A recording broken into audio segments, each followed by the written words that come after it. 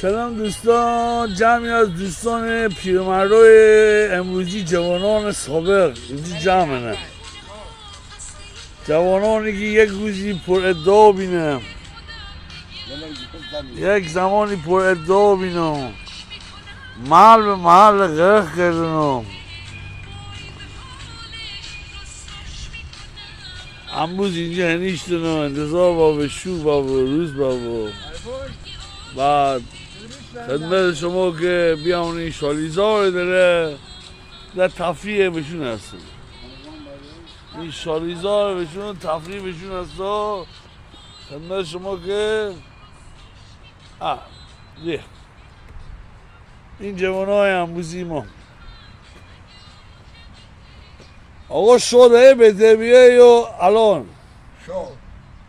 نه مردانه نه مردانه پاک باو چی دیونه الان دومه این جمهوری اسلامی اینقدر خوبه، این همه شما یارانه دل خورنی ها.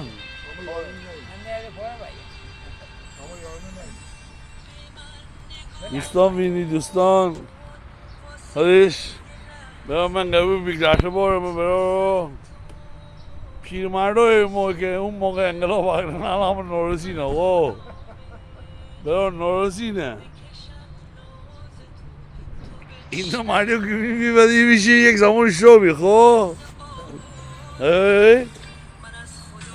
112 سال من سنه